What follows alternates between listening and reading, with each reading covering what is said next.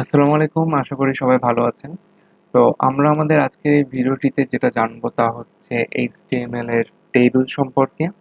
আমরা আমাদের ওয়েবসাইটে একটা টেবিল কিভাবে ডিজাইন করব, সেই জিনিসটাও আমরা এখানে শিখবো এবং সেই সাথে ইমপ্লিমেন্টও করব। তো কোডিং এ যাওয়ার পূর্বে আমরা টেবিলের বেসিক কিছু জিনিসপত্র সম্পর্কে জেনে নিই। শুরুতেই আমরা এখানে দেখতে পাচ্ছি যে একটা ইনফরমেশন টেবিল দেওয়া আছে, যেখানে ৩ জন মানুষের নাম, বয়স, অ্যাড্রেস, কন্ট্যাক্ট নাম্বার এটা দেওয়া আছে। তাহলে এখানে যে আমি শুরুতে বলে দেওয়া আছে ইনফরমেশন টেবিল। তো এই জিনিসটাকে বলা হচ্ছে এই যে টেবিলটা আছে সেই টেবিলের ক্যাপশন। তো এই ক্যাপশনটা ওপরেও থাকতে পারে, নিচেও থাকতে পারে। ডিপেন্ড করে কোন ফরম্যাটে লেখা হচ্ছে বা কিসে লেখা হচ্ছে। তো এটা ব্যাপার না, আমরা আপাতত ওপরে দিয়েই শিখি। তো ওপরে যে জিনিসটা আছে সেটাকে বলা হচ্ছে টেবিলে ক্যাপশন। নামগুলো মনে রাখবেন, কারণ এই কিওয়ার্ডগুলোই কিন্তু আমরা কোডিং এর ক্ষেত্রে ইউজ করব, তখন জিনিসগুলো বুঝতে সুবিধা হবে। তারপর সেকেন্ডে যে জিনিসটা জানবো সেটা হচ্ছে খুবই ইম্পর্টেন্ট একটা টেবিলের ক্ষেত্রে, এবং তা হলো রো এবং কলাম।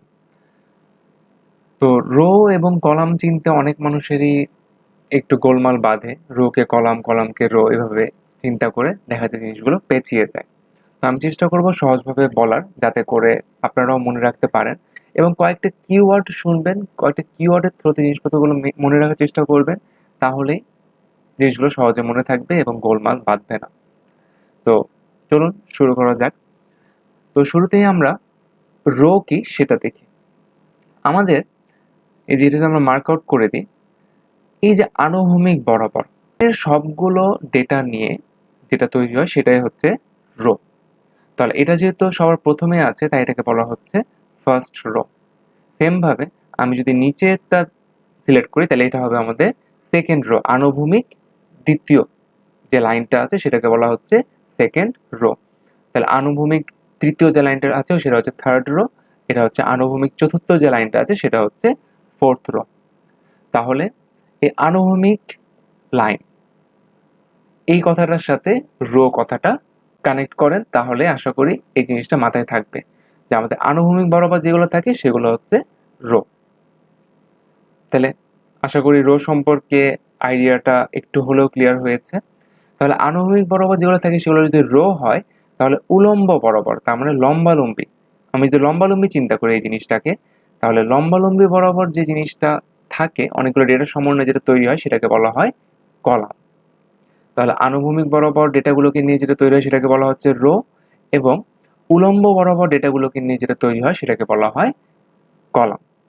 তাহলে এটা হচ্ছে আমাদের ফার্স্ট কলাম, যেহেতু শুরুতে আছে। এটা হবে আমাদের নিচ থেকে এটা হচ্ছে আমাদের সেকেন্ড কলাম, এটা হচ্ছে আমাদের থার্ড কলাম, আর এটা হচ্ছে আমাদের ফোর্থ কলাম। তাহলে আশা করি রো এবং কলাম সম্পর্কে কিছুটা হলেও আইডিয়া হয়েছে। ওই যে যেটা বললাম, যে আনুভূমিক রো, উলম্ব কলাম, এই কিওয়ার্ডের থ্রুতে মনে রাখার চেষ্টা করবেন, আশা করি মাথায় থাকবে। আর এছাড়াও আমরা টেবিল নিয়ে যত কাজ করব, জিনিসগুলো আমাদের আয়ত্তে এসে পড়বে। আচ্ছা, তাহলে রো এবং কলাম গেল। তারপর আসি এই যে শুরুতে এই জিনিসগুলো যদি দেখি, তাহলে এগুলো কিন্তু কোনো ইনফরমেশন না। এর পরের রো থেকে, তার মানে নিচের এই আনুভূমিক লাইন থেকে আমাদের ইনফরমেশন শুরু হয়েছে। যে হ্যাঁ, আরিফ নামের একটা ছেলে আছে যার বয়স 20, ঢাকায় থাকে, কন্ট্যাক্ট নাম্বার এটা। তাহলে এর ওপরে যেটা আছে সেই জিনিসের একটা নাম আছে, তা হলো হেডিং বা টেবিল হেড। জিনিসটার নাম কি? Table head. ওকে, যেটা থেকে আমরা বুঝতে পারি যে আসলে এই যে এই প্রথম কলাম বরাবর, এই প্রথম কলাম কলাম বরাবর আমি আসলে কি লিখছি। কারণ আমি যদি এখানে এটা না লিখতাম, যে নেম যদি উল্লেখ না করতাম, আমি যদি সিরিয়ালে শুধু নামগুলো লিখে যেতাম, হ্যাঁ হয়তো বুঝতাম, হ্যাঁ আচ্ছা ঠিক আছে এটার নাম। কিন্তু আমি যদি এইজের ক্ষেত্রে আসি, আমি যদি উপরে উল্লেখ না করি যে এটা হচ্ছে এইজের কলাম, তাহলে সেই ক্ষেত্রে মানুষ ভাববে আচ্ছা 20, 21 এগুলো কি, বা 45ও থাকতে পারে, এটা কি তার ওয়েট লিখলো নাকি কি লিখলো, নাকি হাইট, নাকি বয়স, নাকি কি, মানুষ তো কনফিউজ হয়ে যাবে। সেক্ষেত্রে আমাদের হেডিংটা কিন্তু ইম্পর্টেন্ট। তাহলে শুরুতে প্রথম রোতে আমরা যেই ডেটাগুলো লিখি সেগুলো হচ্ছে all the time table head হিসেবে পরিচিত, যেটা একটু গাঢ় হয়ে থাকে। ওকে, তারপর থেকে প্রত্যেকটা রোতে যে ডেটাগুলো এন্ট্রি করা হবে সেগুলো হচ্ছে এক একটা টেবিল ডেটা। যেমন এখানে আরিফ একটা টেবিল ডেটা, হৃদয় একটা টেবিল ডেটা, এদের বয়স একটা টেবিল ডেটা, ঢাকা একটা টেবিল ডেটা। তাহলে ওপরে এটা হচ্ছে হেড এবং নিচের সবগুলো হচ্ছে টেবিল ডেটা। তাহলে একটা রো বরাবর যদি আমি দেখি, তাহলে একটা রোতে আমাদের যতগুলো ডেটা আছে এই সবগুলো ডেটার সমন্বয় যেটা সৃষ্টি হয় সেটা হচ্ছে একটা ইনফরমেশন। যেমন এই সম্পূর্ণ রো এর আমি সবকিছু থেকে বলতে পারবো যে হ্যাঁ, আরিফের বয়স 20 বছর, সে ঢাকায় থাকে এবং তার কন্ট্যাক্ট নাম্বার এত। এই চারটা ডেটা মিলে আমি বলতে পারবো যে তার ইনফরমেশন হচ্ছে এটা। ওকে, তো আমরা ওগুলোতে না যাই, বেশি ডেটাবেসে জিনিসপত্রে না যাই, আমাদের যা জানা দরকার ছিল যে টেবিলের ক্যাপশন কি, রো কি, কলাম কি, হেড কি, তো এই জিনিসগুলো জানা হয়ে গেছে। এখন আমরা কোডে ইমপ্লিমেন্ট করতে গেলে জিনিসগুলো সহজেই বুঝতে পারবো। তাহলে আচ্ছা, আরেকটা কথা বলে নিই কোডে যাওয়ার আগে। আমরা যখন HTML এ কোড করব তখন আসলে টেবিল ক্রিয়েট করার পর প্রত্যেকটা রো ধরে ধরে ডেটাগুলো এন্ট্রি করা হয়। যেমন আমি প্রথমে এই রোটা সিলেক্ট করব, এই রোর ভিতরে নেম, তারপর এজ, তারপর অ্যাড্রেস, তারপর কন্ট্যাক্ট, এই চারটা ডেটা পাস করার পর তাহলে আমি প্রথম রো ক্লোজ করে দিব। তারপর আমি আবার আরেকটা রো ওপেন করে সেখানে আমি আরিফ 20 ঢাকা, তারপর এই কন্ট্যাক্ট নাম্বার এটা দিয়ে দেবো। এর আরেকটা রো, কাজ শেষ, আরেকটা রো ক্লোজ করে দিয়ে তারপর যখন আরো যতগুলো রো করব প্রত্যেকবার কি নতুন করে রো ক্রিয়েট করব, সেই রোর ভিতর আমি ডেটাগুলোকে এন্ট্রি করব। তো এইভাবে আসলে HTML এ কোডগুলো আমরা লিখে থাকবো। তাহলে আসুন আমরা কোড ইমপ্লিমেন্ট করে দেখি। আমরা নতুন একটা ট্যাব খুলে নতুন একটা ফাইল ক্রিয়েট করে নিই যার নাম দিব table.html। ওকে, আমরা আমাদের বয়লার প্লেটটা দিয়ে নিলাম। আচ্ছা, তাহলে এখানে আমাদের টেবিলের টাইটেল হবে হচ্ছে টেবিল। ওকে, তাহলে টেবিল অ্যাড করার জন্য আমাদের শুরুতেই যে ট্যাগটা লাগবে নর্মালি সেটার নাম হচ্ছে টেবিল ট্যাগ। টেবিল দিয়ে আমাদের এই যে এখানে এসে পড়েছে সাজেশনে, এন্টার চাপ দেব। ওকে, আমাদের টেবিল ফরম্যাটটা এসে পড়েছে। তারপর আমাদের টেবিলে কি বললাম তখন, যে আমাদের রো ধরে ধরে ডেটাগুলো এন্ট্রি করতে হবে। তাহলে আমি একটা রো যদি ধরতে চাই বা একটা রো যদি আসলে সিলেক্ট করতে চাই, তাহলে শুরুতে আমাদের যে ট্যাগটা লেখা রাখবে তার নাম হচ্ছে TR ট্যাগ। TR এর ফুল ফর্ম হচ্ছে টেবিল রো। দেখেন আমাদের কিন্তু সাজেশনে এসে পড়েছে। আমি যদি ক্লিক করি তাহলে একটা সেকশন ক্রিয়েট হয়ে গেল। এটা তাহলে আমি কি বলতে পারি, এটা হচ্ছে আমাদের প্রথম রোর জন্য। আচ্ছা, তাহলে প্রথম রোতে আমরা কি দেখেছিলাম, প্রথম রোতে অলওয়েজ টেবিলের হেডিং গুলো থাকে না? একটু আগে যেটা বললাম যে আমাদের টেবিলের হেডিং গুলো প্রথম রোতে দেখতে পাচ্ছি যে হ্যাঁ, এটা হচ্ছে আমাদের প্রথম রো। প্রথম রোতে কি প্রত্যেকটা আমাদের হেডিং গুলো রয়েছে।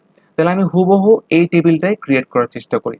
তাহলে এখানে দেখতে পাচ্ছি কি যে এই প্রথম রো বরাবর চারটা ভ্যালু ইনসার্ট করা হয়েছে, নেম, এজ, অ্যাড্রেস, কন্ট্যাক্ট। তাহলে আমি এখানেও সেম কাজটাই করব। তাহলে যেহেতু এটা টেবিলের হেডিং, তাহলে টেবিলের হেডিং লেখার জন্য আমাদের যে ট্যাগটা ইউজ করতে হয় তার নাম হচ্ছে TH, full form table head. তাহলে এই যে দেখেন আমরা TH লিখলাম, সাজেশনে এসে পড়েছে। অথবা আমরা টি হেডও লিখতে পারি, দুইটার কাজ একই রকম। তো আমরা আপাতত TH দিয়েই শিখি। TH ক্লিক করলাম, দেন আমাদের ওপেনিং এন্ড ক্লোজিং ট্যাগ হয়ে গেল। ভিতরে আমি লিখব নেম। ওকে, তাহলে আমাদের একটা ডেটা এন্ট্রি করা হয়ে গেল। এরকম আরো তিনটা এন্ট্রি করা লাগবে এই একই রো এর ভিতরে। তাই আমি এই রোর ভিতরে আমি আরেকটা হেডিং অ্যাড করব যার নাম দিব হচ্ছে এজ। তারপর আরেকটা হেডিং দিব যার নাম হচ্ছে অ্যাড্রেস। তারপর আরেকটা হেডিং দিব যার নাম হচ্ছে কন্ট্যাক্ট। ওকে, তাহলে আমাদের এই চারটা জিনিসই ছিল প্রথম রোতে, বা চারটা হেডিং ছিল। আমি যদি এখন জিনিসটাকে সেভ করি Ctrl+S দিয়ে, দেন গো লাইভে যায়, সেক্ষেত্রে দেখেন এই যে আমাদের এই নেম, এজ, অ্যাড্রেস, কন্ট্যাক্ট এই জিনিসগুলো সিরিয়ালে একটু বোল্ড আকারে এসে পড়েছে। যেহেতু টেবিল হেডটা একটু বোল্ড স্টাইলে থাকে সেহেতু ওটা ওরকম ভাবে এসেছে। তো আমরা প্রথম রো এর কাজ শেষ। তাহলে এখন যদি আমরা দ্বিতীয় রোতে যেতে চাই তাহলে আমাদের কি করতে হবে, আবার আরেকটা রো ওপেন করতে হবে। তাহলে সেই ক্ষেত্রে আবার কি TR ট্যাগ দিব, দেন ওপেন করলাম। এখানে দেখেন আমাদের আগের রোটা কিন্তু এখানে ক্লোজ হয়ে গেছে, তাহলে এটা কিন্তু আমাদের দ্বিতীয় রো বোঝাচ্ছে। তাহলে দ্বিতীয় রোতে আমি যদি ডেটাগুলো চিন্তা করি, তাহলে এখন দেখেন এখন কিন্তু আমাদের টেবিল ডেটা থাকবে। টেবিল হেড কিন্তু আমাদের শুরুতে লেখা হয়ে গেছে। এখন কিন্তু আমরা প্রত্যেকবার এই টিএইচ ট্যাগটা ইউজ করতে পারবো না, তাহলে কিন্তু সবগুলো আমাদের টেবিলের হেডিং হয়ে যাবে। কিন্তু আসলে তো তা না, আমাদের জাস্ট প্রথম রোতে টেবিলের হেডিং গুলো থাকে, তারপর থেকে আমাদের মেইনলি কি থাকে, টেবিলের ডেটাগুলো থাকে।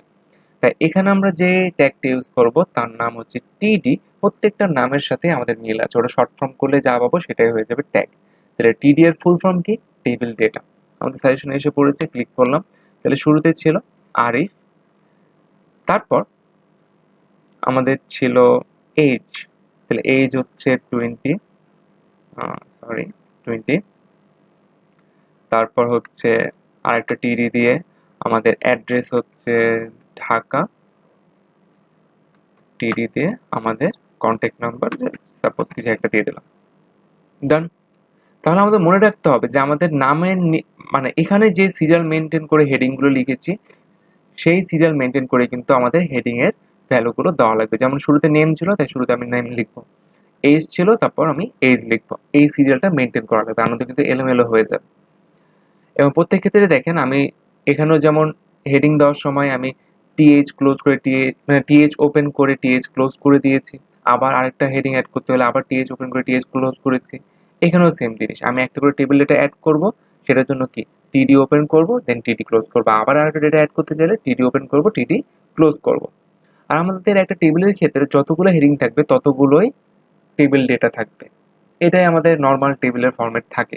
এমন না যে হ্যাঁ প্রথম রোতে 5টা আছে, পরের রোতে 10টা ডেটা আছে, এমন কিন্তু হয় না। সবগুলো কিন্তু সমান সমানই থাকে। তো আসুন এটা যদি আমরা সেভ দিই, তাহলে যদি দেখি, দেখেন এটা নিচে নিচে কিন্তু সুন্দর করে এসে পড়েছে। নামের নিচে আরিফ, এজ, অ্যাড্রেস আর কন্ট্যাক্ট।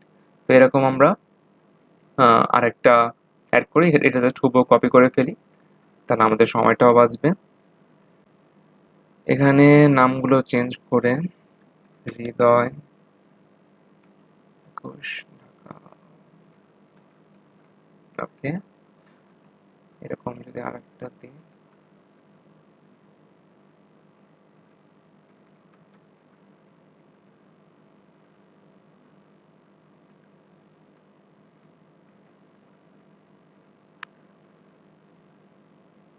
ওকে। তাহলে আমরা 3টা রো এন্ট্রি করে দিলাম, ওকে। আমাদের সুন্দর মতো দেখেন একটা টেবিল ফরম্যাটে কিন্তু জিনিসগুলো সাজানো হয়ে গেছে। এখন এখানে দেখেন টেবিলে কিন্তু কোনো বর্ডার দেখছি না আমরা। যে হ্যাঁ, এখানে যেমন আমরা পাওয়ার পয়েন্টে যে জিনিসটা দেখছিলাম, এখানে চারপাশে কিন্তু একটা বর্ডার ছিল, যেটা আমাদের এই কোড লেখার পর এখানে আসেনি। তো বাই ডিফল্ট আসলে আমাদের টেবিলের কোনো বর্ডার থাকে না। আমাদের টেবিল ফরম্যাটে কিন্তু সাজানো থাকবে, কিন্তু কোনো বর্ডার শো করবে না। তা আমরা যদি বর্ডারটা দেখতে চাই, তাহলে সেই ক্ষেত্রে আমরা যে টেবিল ওপেনিং ট্যাগের ভিতরে একটা অ্যাট্রিবিউট দিয়ে দিব, যার নাম হচ্ছে বর্ডার। এটা আমাদের সাজেশনে এসে পড়েছে। বর্ডার দিয়ে আমি ধরলাম বর্ডারটা সাইজ রাখবো 1 পিক্সেল এবং তার কালার হবে হচ্ছে সলিড ব্ল্যাক, ওকে। আমি যখন সেভ দিয়ে জিনিসটা দেখি, দেখেন আমাদের এখন কিন্তু চারপাশে বর্ডার এসে পড়েছে। তাহলে আমরা জাস্ট একটা অ্যাট্রিবিউট অ্যাড করে দিলাম, উইচ ইজ বর্ডার, এবং ওখানে আমি কিছু ভ্যালু সেট করে দিলাম, আমরা আমাদের বর্ডারটা পেয়ে গেলাম। তো এখন এটা আমাদের একদম লো লেভেলের টেবিল লাগছে আমি জানি, বাট আমরা সামনে যত সিএসএস শিখবো, ডিজাইনিং জিনিসটা শিখবো, তখন দেখবেন একটা টেবিলকে আসলে কতটা সুন্দর করে লেখা যায় এবং আরো কত ভালো মতো মডিফাই করা যায়। এখন যদি আমরা যেহেতু স্ট্রাকচার দেখছি, হয়তো অনেকের ভালো নাও লাগতে পারে বা বোরিং লাগতে পারে, সমস্যা নেই। যখন আমরা সিএসএস শিখবো, আমরা জিনিসগুলোকে রং দেওয়া শুরু করব, ডিজাইন দেওয়া শুরু করবো, বিভিন্ন লেআউট দেওয়া শুরু করব, তখন জিনিসগুলো দেখতে অনেক সুন্দর লাগবে এবং নিজেদের কাছেও ভালো লাগবে, ওকে। তাহলে এই গেল টেবিল। আচ্ছা, আরেকটা জিনিস বাকি আছে, সেটা হচ্ছে ক্যাপশন। উপরে যেমন ইনফরমেশন টেবিলে একটা ক্যাপশন আছে না, তাহলে ক্যাপশনে যদি আমরা অ্যাড করতে চাই, তাহলে এই ক্যাপশনটা কি ওপরে ছিল, সেহেতু আমাদের টেবিল ট্যাগের ভিতরে শুরুতেই কোনো একটা রো ক্রিয়েট করার আগে আমি ক্যাপশনটা দিয়ে দেবো। এই যে দেখেন ক্যাপশন অপশন কিন্তু আমার এসে পড়েছে সাজেশনে, আমি এটা সিলেক্ট করে নেব। তাহলে ক্যাপশন কি ছিল, ইনফরমেশন টেবল, ইনফরমেশন টেবল। আমি সেভ করে দিলাম। দেন যদি দেখি, দেখেন এখানে আমার ক্যাপশনটা সুন্দর মতো এসে পড়েছে। ওকে, তাহলে এই ছিল টেবিলের যাবতীয় জিনিসপত্র এবং একটা টেবিল আমরা আমাদের ওয়েবসাইট আসলে কিভাবে অ্যাড করতে পারবো, এবং একটা টেবিল অ্যাড করার জন্য কি কি ট্যাগ ব্যবহৃত হয়, কি ফরম্যাটে লিখতে হয়। আশা করি সেটা সম্পর্কে ধারণা হয়ে গেছে। তো এই জিনিসটা এখন নিজে থেকে প্র্যাকটিস করতে হবে, খালি দেখলে হবে না। নিজের মতো করে একটা টেবিল খাতায় ড্র করেন, তারপর সেই অনুসারে আপনি টেবিলটা কোডের মাধ্যমে ইমপ্লিমেন্ট করার চেষ্টা করেন। আশা করি পারবেন, কঠিন কিছু নয়। জাস্ট জিনিসগুলো ভালো মতো বুঝে নিয়ে দেন প্র্যাকটিস করেন, জিনিসগুলো সহজ হয়ে যাবে। তো আজকের ভিডিও এই পর্যন্তই, দেখা হবে পরের ভিডিওটিতে।